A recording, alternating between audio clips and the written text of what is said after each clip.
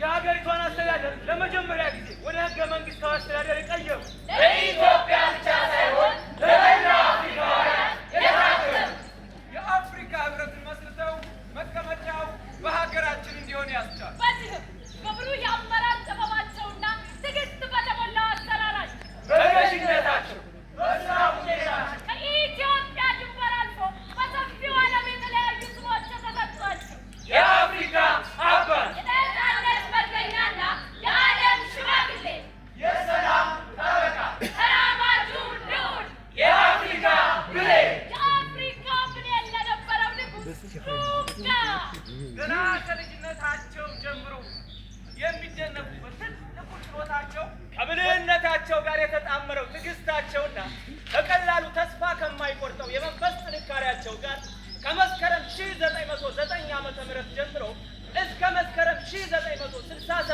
ዓመተ ምህረት ለ14 ዓመታት በአልጋ ወራሽነት ለ44 ዓመታት በንጉሠ ነገሥትነት በድምሩ ለ58 ዓመታት ኢትዮጵያን መርተዋል።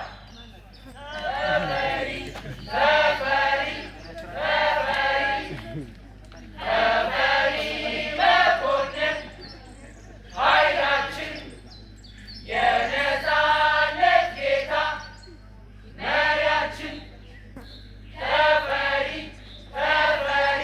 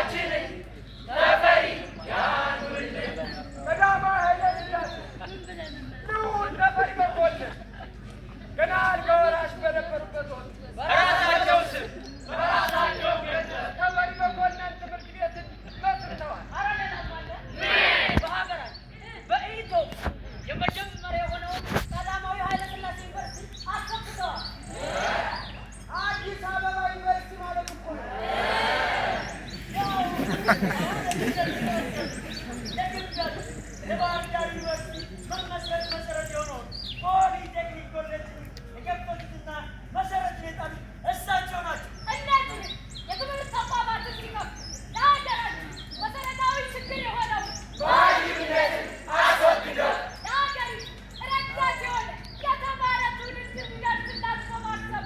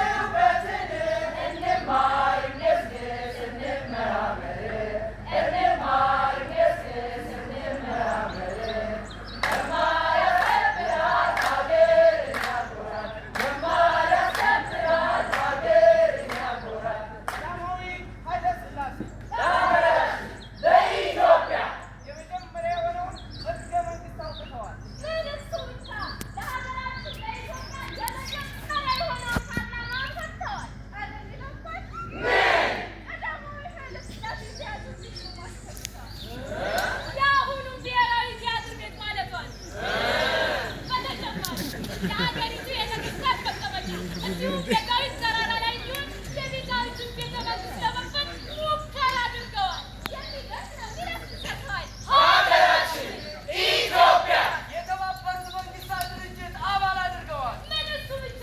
አረ ሌላም አለ። ምን ደግሞ ሌላ የአፍሪካ ንብረት መስርተው መቀመጫውን በሀገራችን በአዲስ አበባ እንዲሆን አስችለዋል። አፍሪካ አፍሪካ አፍሪካ ሀገራችን አፍሪካ አፍሪካ አፍሪካ ሀገራችን አፍሪካ አፍሪካ አፍሪካ ሀገራችን አፍሪካ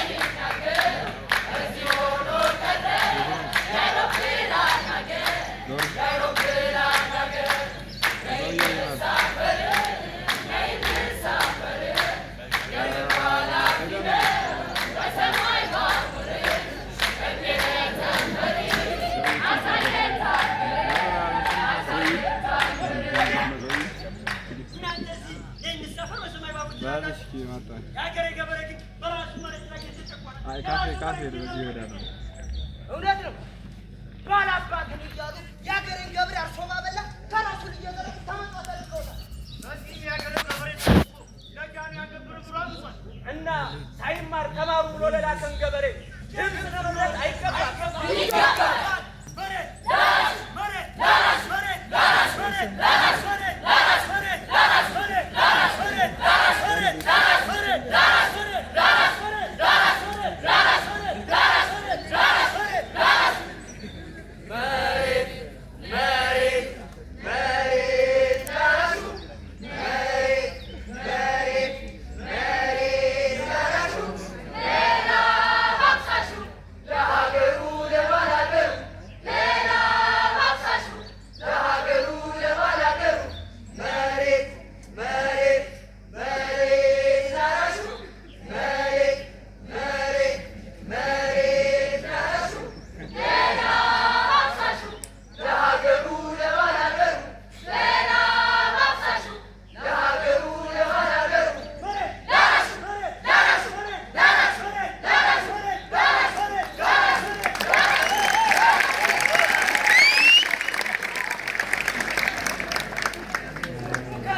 በልዩ ልዩ ክዋኔዎች እዚህ መሬት ላራሹ የሚል መፈክር ላይ ደረሰ። እነሆ ከዚህ በኋላ ግን ትልቅ ክስተት ተከሰተ። ባላባቱ የገበሬውን መሬት እየቀማ ምስኪኑን ገበሬ ማንገላታት ጀመረ። በዚህ ጊዜ ምስኪኑ ገበሬ ከመሬት ከበርቴዎች ጋር ሆነው ተሰቃየ፣ ማመፅ ጀመረ። በጃንሆይ ላይ ተነሳ። የእኛ ቢጤዎቹ ተማሪዎችም ተማሩ ተመራመሩ ብሎ ለሰደዳቸው ገበሬ ሽንጣቸውን ገትረው ሐሞታቸውን አምረው ጥብቅና አቋል። እስኪ ደግሞ ሌላ መልክ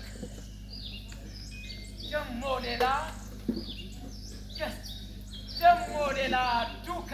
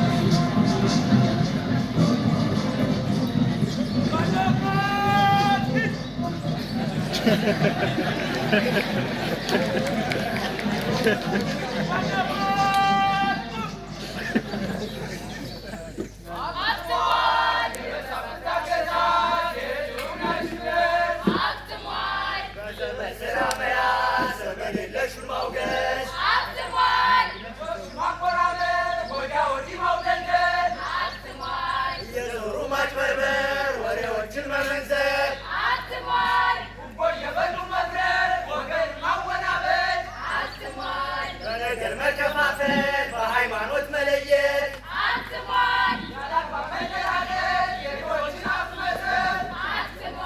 ለግል ብሎ መኖር በወገን ላይ መሽቀርቀር አትሟል አትሟል አትሟል።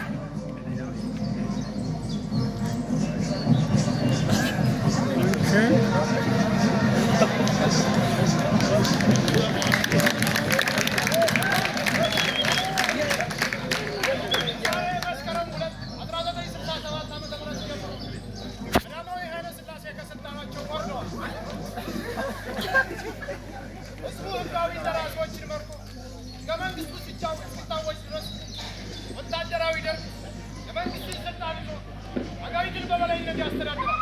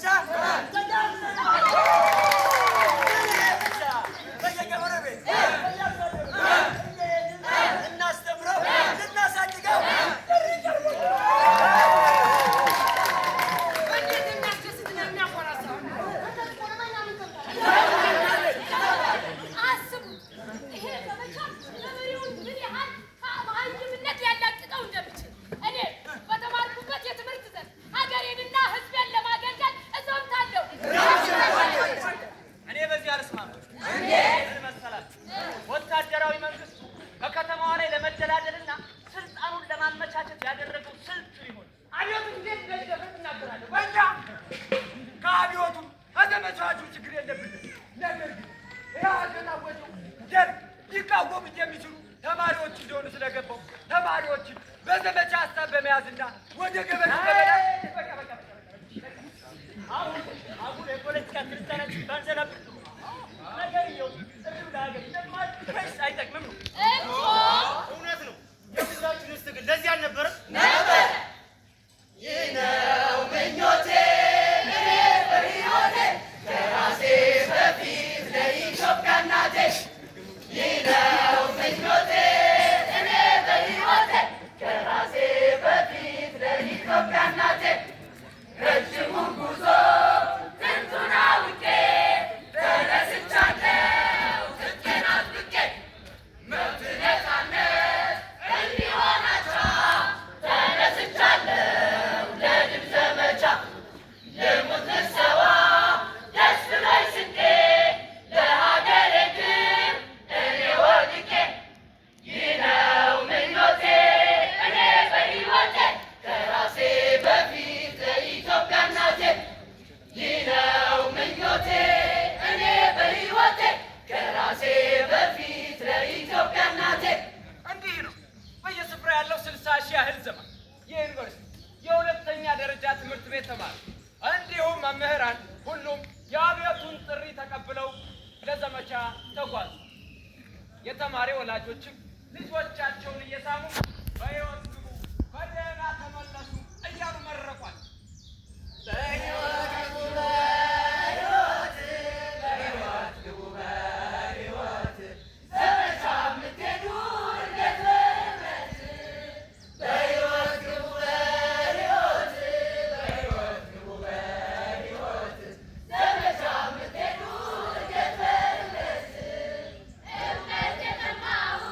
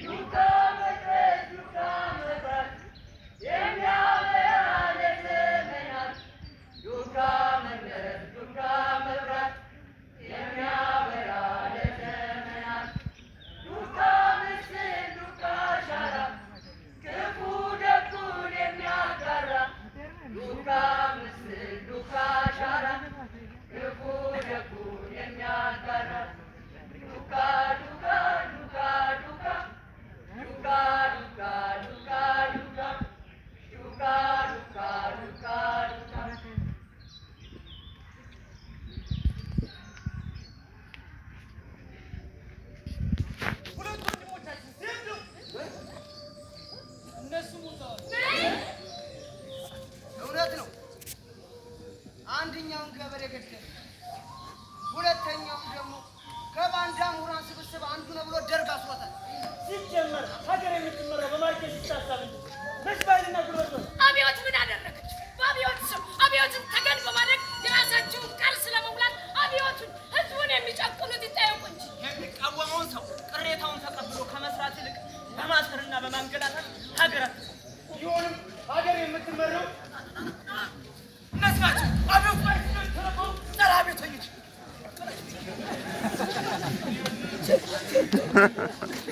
እሺ ፖለቲከኞች ሀገር የምትመራው እንዴት ነው ትላላችሁ? በትግላችን ህዝባዊ መንግስት ይመሰረታል። በእኛ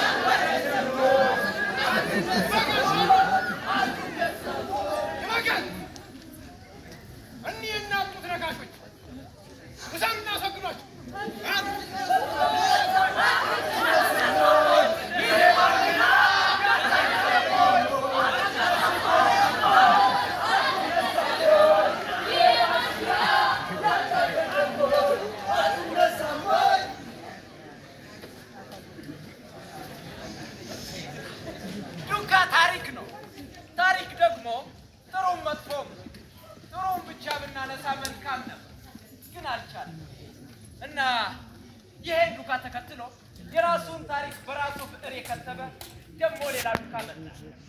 ይሄኛው ዱካ ዘመኑ የለውጥ ዘመን ይባላል። ነው እንጃ ብቻ ዱካ እኛ ታሪክን ማስታወስ እንጂ ውስጥ ገብቶ ነገር መፈተሽ ምን አለ? ምክንያቱም እኛ የዚህ ዘመን የባህር ዳር ዩኒቨርሲቲ ፍሬዎች ደግሞ ሌላ መልክ፣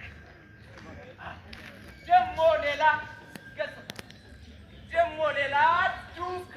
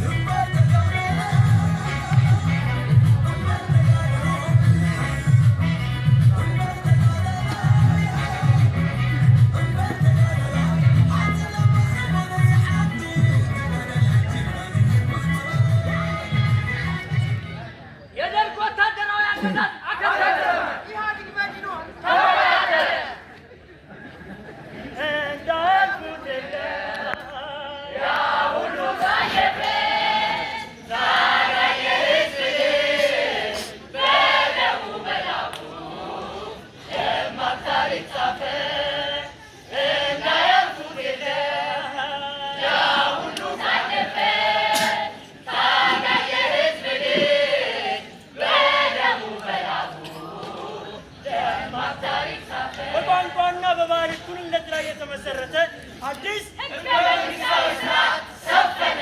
በዚህም ለትምህርት ተቋማት ትልቅ በር ተከፈተ። እኛ ተማሪዎች ለፍትህ ደማችንን አፈሰስን። እኛ ደግሞ ለልማት ላባችንን አፍሰናል። ኢንፎርሜሽን ቴክኖሎጂ ላይብራሪ ተከፍቷል። የኢንፎርሜሽን ቴክኖሎጂ መኖሩ እጅግ አስደሳች ነገር ነው።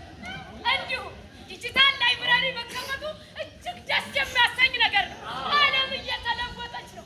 ከዓለም ጋር መራመድ አለብን።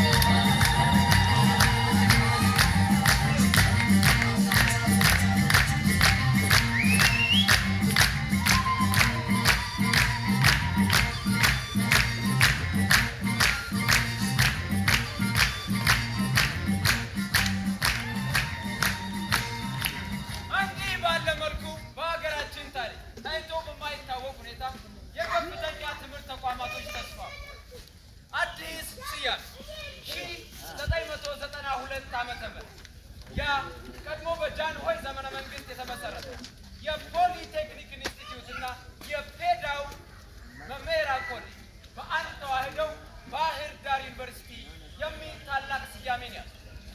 በዩኒቨርሲቲው ከአራቱም ማዕዘን የመጡ ተማሪዎች ተሰበሰቡ። ግቢያችን ከሁሉም ብሔሮች የመጡ ተማሪዎችን ተቀብሎ ማስተማሩን ቀጠለ። ባህር ዳር ዩኒቨርሲቲ የብዝሃነት መገለጫ፣ የእውቀትና የታሪክ ማማ